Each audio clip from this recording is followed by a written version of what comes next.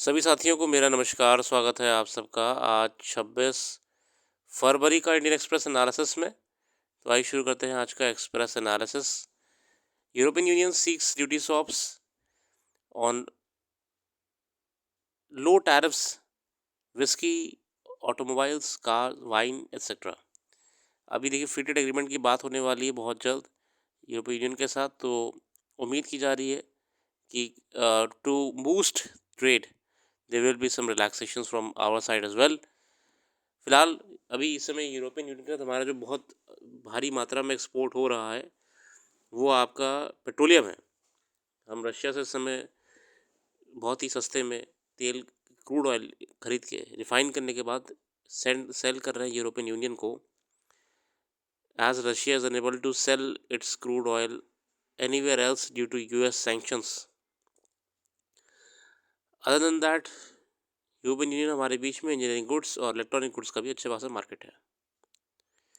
बाकी 4 Indian firms को sanction लगाया यूएस ने ईरान के साथ क्रूड ऑयल संबंधित ट्रेड करने को लेकर, क्योंकि यूएस इस समय new tariff policy, trade policy की तरफ आगे बढ़ रहा है। तो वो नहीं चाहता कि किसी प्रकार का ट्रेड उसके उन देशों के साथ हो जो यूएस की पॉलिसी को सपोर्ट नहीं करते हैं, और ईरान में से एक है। आगे बढ़ते हैं आज के एडिटोरियल्स की तरफ।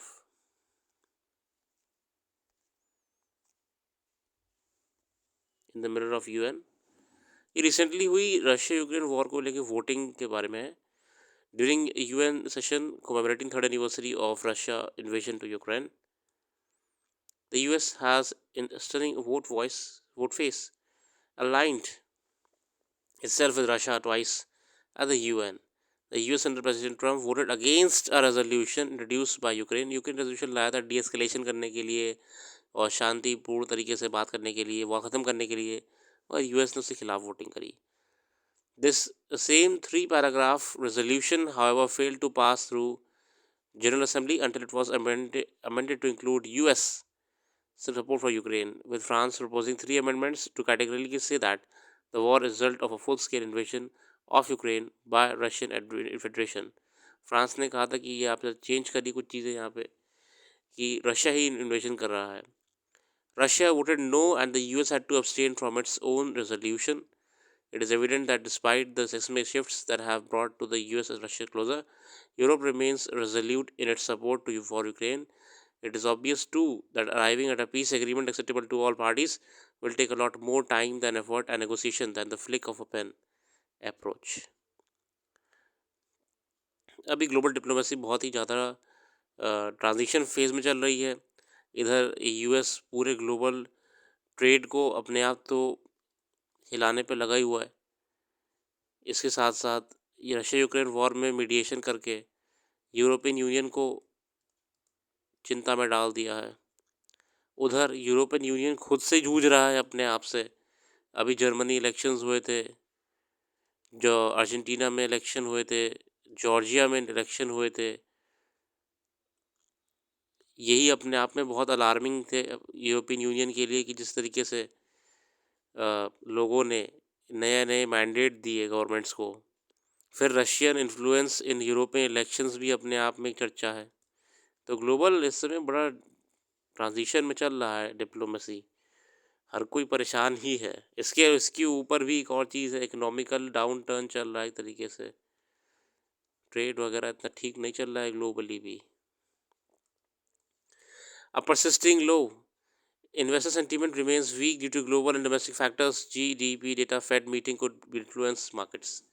Indian stock market have been experiencing sustained weakness. बहुत ही डाउन चल रहा है market. For the highs observed last year on September 7, 2024, the BSE Sensex had touched 85. It's down about 13%. Since the beginning of this year, the Sensex is down about 5%, while on Tuesday it was up marginally. इस समय बड़ा वही सब कारण मैं आपको बताया, बहुत कारण है, ग्लोबली है, डोमेस्टिक भी है। A state of uncertainty has gripped global markets following the selection of Trump and the subsequent announcements of tariff, taxes and immigration. इसलिए भी कोई जल्दी मार्केट में इन्वेस्ट या व्यापार नहीं कर रहा है, क्योंकि अभी कुछ चीज़ें क्लियर नहीं हो पा रही हैं कि यूएस कैसे ग्लोबल ट्रेड एशिया यूरोप को हैंडल करेगा. The threat of reciprocal tariff weighs heavily on countries, but higher tariffs will be inflationary for the US. Inflation data released a few days ago has further complicated matters for the US Fed Reserve.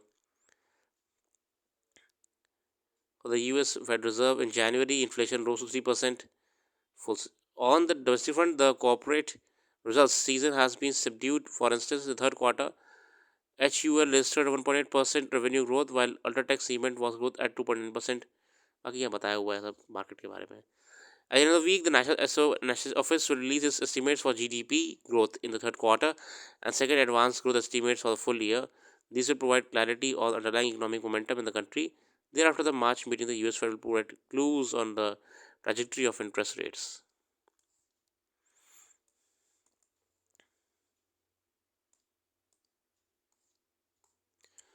आगे देखते हैं और article की तरफ. French president Macron साहब ने US में meeting करी यूक्रेन वॉर को लेके. म्यूनिक सिक्योरिटी कॉन्फ्रेंस के बाद से तो हलचल चली रही है यूरोपियन यूनियन में भी.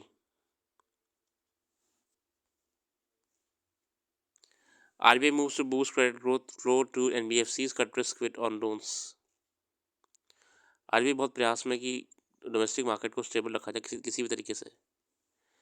Naksha, a new initiative announced in the budget aimed at updating records of land in urban areas in the country. The Union Rural Development Minister Shivraj Singh Chauhan launched Naksha, National Geospatial Knowledge-Based Land Survey of Urban Habitations. नक्शा is a city survey and mapping initiative. मतलब एक तरीके से नया mapping initiative करा है government ने. The नक्शा programme aims to create a comprehensive and accurate geospatial database for urban land records by integrating aerial and field surveys with advanced GIS technology. Program address the need for updating land records in the urban areas. अब इसलिए क्या होगा ना, ज़मीन के land record वगैरह update करे जाएंगे एक और बार. The idea was first mooted in the union budget last year.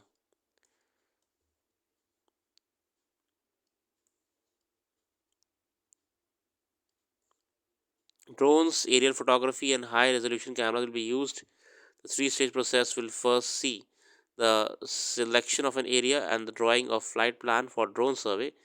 Data will be then extracted from drone flights. In the second stage, a field survey will help verify the conditions of the ground. Details such as property tax, ownership, and registration deeds will be linked with each land and parcel property.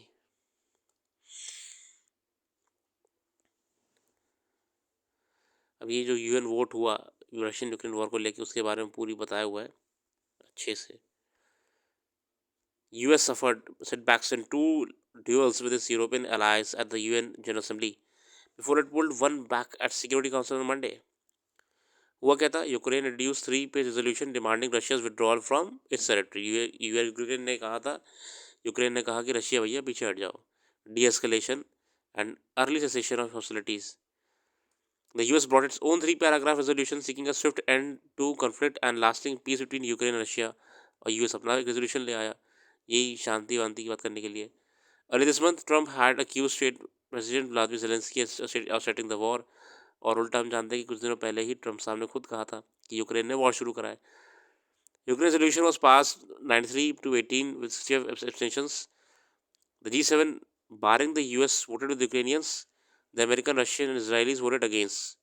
China, Russia's close ally since the war began, abstained. बाकी कुछ देशों ने vote से abstain भी करा. भारत ने भी abstain करा.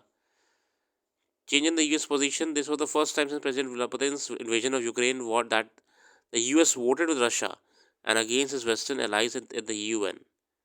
और ये बहुत ही अपने आप में चौंकाने वाली बात है कि यूएस अभी तक तो यूक्रेन को ही सपोर्ट कर रहा था वॉर में, ये लो बंदूक, ये लो हथियार, और अब उल्टा रशिया का सपोर्ट कर रहा है वॉर को ख़त्म करने के लिए. इंडिया ने अब्सटेन करा था वोटिंग करने से. पहले भी इंडिया कई बार अब्सटेन कर चुका है डिप्लोमेटिक मैटर्स में वोटिंग करने से. India strategic partners on both sides, and it has been walking the diplomatic tightrope since the beginning of the war. The strategic multi-alignment is a part of New Delhi's diplomatic toolkit. However, New Delhi has never supported the Russian aggression against Ukraine, and it has flagged the need to respect territorial integrity and unity the UN charter and international law. Bharat सरकार हमेशा एक balanced approach रखती है, क्योंकि इसके दोनों तरफ ही vested interest मौजूद हैं।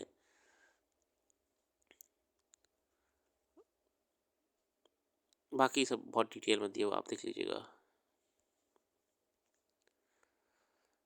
How US break is changing the world order. US Europe अपने आप में एक अजीब ही डिप्लोमेसी भी चल रहा है पूरी तरीके से। फिलहाल आज ही रखते हैं। अपना कीमती समय देने के लिए बहुत बहुत धन्यवाद। कल फिर आएंगे नई वीडियो के साथ। Thank you.